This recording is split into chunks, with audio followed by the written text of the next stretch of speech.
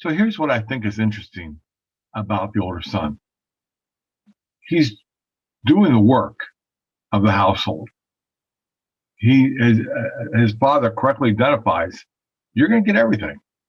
It's all yours. It's all coming to you. You're going to get everything. And yet he still doesn't feel like he's included. He still doesn't feel like what this event is about. It's not about him.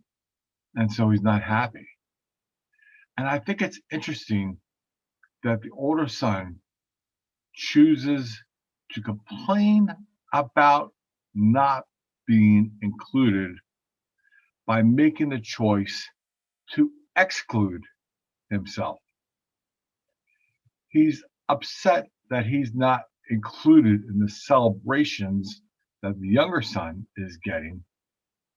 So he chooses to exempt himself and keep himself away from that party. He doesn't share the father's sentiment about the return of his brother.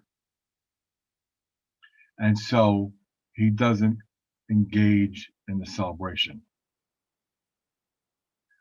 I'm not sure in the end what point he was trying to make. And I'm almost reasonably confident neither was he. Sometimes we kind of make snap decisions and snap reactions, and we choose to pull ourselves back as if that might be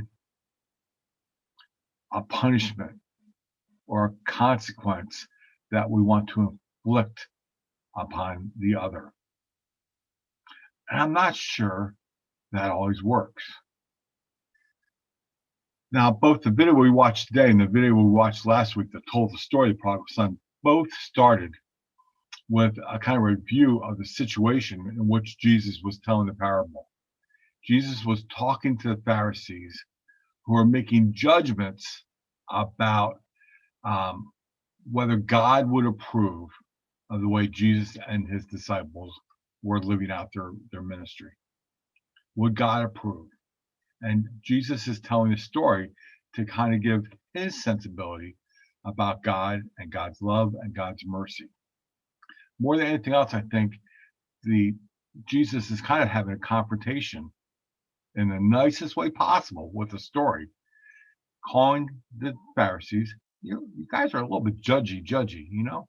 You're a little judgers. I'm not sure that's right. I'm not sure that's where you want to be. I'm not sure that's what's going on.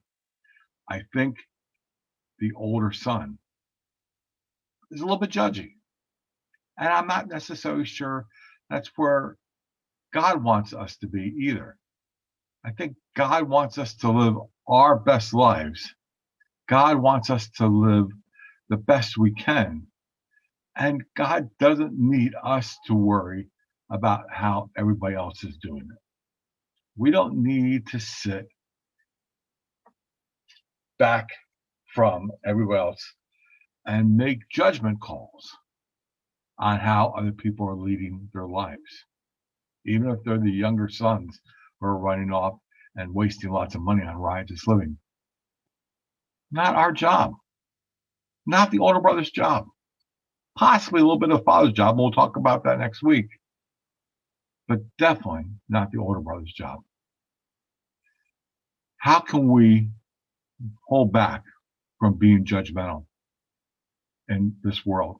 How can we, throughout the rest of Lent, give up the challenge of being judgy? I invite you to consider that. I invite you to talk about that. I invite you to come back next week. And now we're going to talk about the merciful Father.